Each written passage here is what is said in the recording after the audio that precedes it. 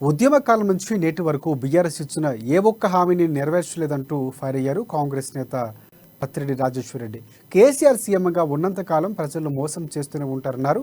బీఆర్ఎస్తో విసిగిపోయిన ప్రజలు ప్రస్తుతం కాంగ్రెస్ని కోరుకుంటున్నారని స్పష్టం చేశారు. ఇక రాష్ట్రంలో రాబోయేది తమ పార్టీ ప్రభుత్వమేనంటున్న కాంగ్రెస్ లీడర్ రాజేశ్వరరెడ్డితో మా ప్రతినిధి జోషి ఫేస్ టు ఫేస్. గడిచిన ఎమ్మెల్సీ ఎన్నికల సందర్భంలో అప్పటి వరకు అధికార పార్టీలో ఉండి అధికార పార్టీకి సంబంధించినటువంటి నాయకుల విధానాలను వ్యతిరేకించి రాష్ట్ర వ్యాప్తంగా వార్తల్లో నిలిచారు నిర్మల్ జిల్లా సారంగపూర్ మండలానికి చెందినటువంటి జెడ్పీటీసీ సభ్యులు పత్తిరెడ్డి రాజేశ్వరరెడ్డి. ప్రస్తుతం వారు కాంగ్రెస్ పార్టీ నాయకులుగా నిర్మల్ జిల్లాలో కొనసాగుతున్నటువంటి పరిస్థితి. వారు ప్రస్తుతం మన వెంట ఉన్నారు. వారిని అడిగి తెలుసుకుందాం అసలు ఉమ్మడి జిల్లాలో రాజకీయ స్థితిగతులు ఏంటి, కాంగ్రెస్ పార్టీకి సంబంధించినటువంటి విషయాలు, అధికార బీఆర్ఎస్ పార్టీకి సంబంధించినటువంటి విషయాలు వారిని అడిగి తెలుసుకుందాం. సార్ చెప్పండి, సీనియర్ రాజకీయ నాయకుడిగా ఉన్నటువంటి మీరు గతంలో అధికార పార్టీలో ఉంటూనే ఆ పార్టీ యొక్క విధి విధానాలను అంటే నాయకులకు సంబంధించినటువంటి విధానాలను గట్టిగా వ్యతిరేకించినటువంటి సందర్భం.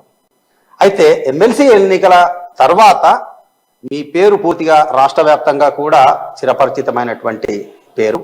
ప్రస్తుతం ఉన్నటువంటి పరిస్థితుల్లో ఉమ్మడి జిల్లాలో కాంగ్రెస్ పార్టీకి సంబంధించినటువంటి పరిస్థితి ఏ విధంగా ఉంది, రాబోయే ఎన్నికల్లో ఏ విధమైనటువంటి ఫలితాలు ఉండే అవకాశాలు ఉంటాయి? అమ్మా న్యూస్ ఛానల్ ద్వారా ప్రజలందరికీ నమస్కారం.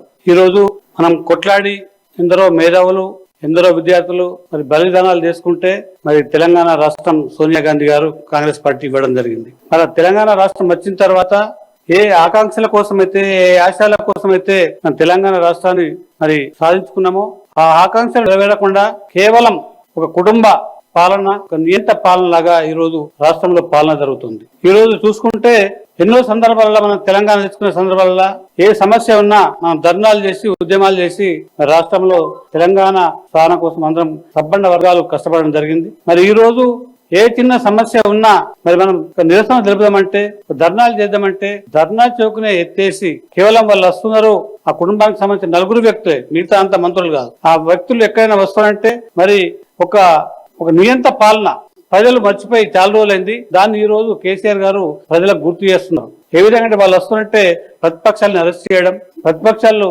హౌస్ అరెస్ట్ చేయడం, మరి ఏదైనా ప్రశ్నిస్తే వాళ్ళ మీద కేసులు పెట్టడం, అదే న్యూస్ ఛానళ్ల మీద, మీడియా మీద, అదే విధంగా సోషల్ మీడియా మీద కూడా వాళ్ళు ఏదైనా ప్రశ్నిస్తే ప్రభుత్వానికి వ్యతిరేకంగా మరి వార్తలు రాస్తానో చూపిస్తానో వారి మీద కూడా ఒక అన్యాయంగా కేసులు పెట్టి జైలుకు పంపించే సందర్భం ఈ రోజు తెలంగాణలో రాజ్యం వెళ్తున్నాయి. అదే విధంగా ఈ రోజు ప్రభుత్వ ఉద్యోగులు మరి తెలంగాణ రాష్ట్రం ఏర్పడితే మాకు ఏదో న్యాయం జరుగుతుందని చెప్పి ఆ రోజు ఉమ్మడి రాష్ట్రంలో మేము దోపిడీకి గురయ్యామని చెప్పేసి, అన్యాయానికి గురయ్యామని చెప్పేసి వారు ఎన్నో విధాలుగా మరి తెలంగాణ కోసం వారు కష్టపడడం జరిగింది. మరి ఈ రోజు తెలంగాణ రాష్ట్రం ఏర్పడిన తర్వాత వాళ్ళు ఇప్పుడు స్వయంగా అనుభవిస్తున్నారు.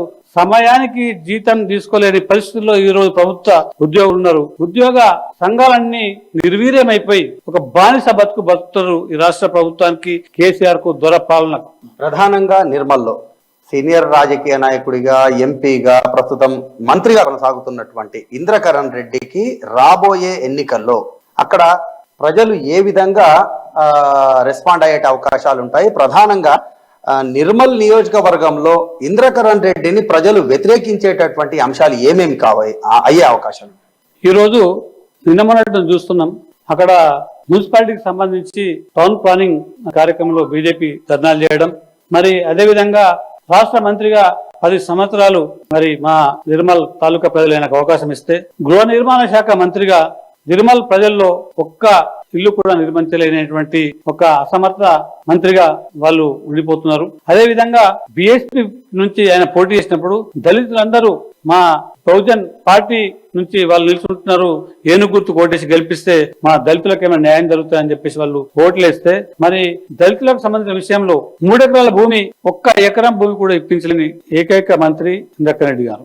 అదే విధంగా దళితులకు 1 డబుల్ బెడ్రూమ్ ఇల్లు కూడా ఇవ్వలేని ఏకైక మంత్రి రాష్ట్రంలోనే అనుకుంటా ఇంద్రకరణ్ రెడ్డి గారు మొదటి స్థానంలో ఉంటారని చెప్పి నేను భావిస్తున్నా. ఇది అంటే మొత్తానికి రాష్ట్ర వ్యాప్తంగానే కాకుండా ఉమ్మడి జిల్లా వ్యాప్తంగా కూడా బీఆర్ఎస్ కు వ్యతిరేకంగాను ప్రజలు ఉన్నారు. అదే సమయంలో కాంగ్రెస్ కు అనుకూలంగా జనాభిప్రాయం ఉందనేటటువంటి కోణంలో చూసినట్లయితే రాబోయేది ఖచ్చితంగా తెలంగాణలో కాంగ్రెస్ పార్టీకి సంబంధించినటువంటి ప్రభుత్వమే అనేటటువంటి ధీమాను వ్యక్తం చేస్తూనే బీఆర్ఎస్ బీజేపీకి సంబంధించినటువంటి ఎన్నో విషయాలను ఉటంకిస్తూ ఆ రెండు పార్టీలకు సంబంధించింది కూడా ఫెవికాల్ బంధమే అనేటటువంటి విషయాన్ని ప్రజలు గుర్తిస్తున్నారని చెప్పి రాబోయేది ఖచ్చితంగా కాంగ్రెస్ ప్రభుత్వమే అనేటటువంటి ధీమాను వ్యక్తం చేస్తున్నారు సారంగపూర్ జెడ్పీటీసీ సభ్యులు పత్తిరెడ్డి రాజేశ్వర్ రెడ్డి. కెమెరా పర్సన్ అవినాష్తో ఆదిలాబాద్ నుండి రాజశేఖర్ జోషి, అమ్మా న్యూస్.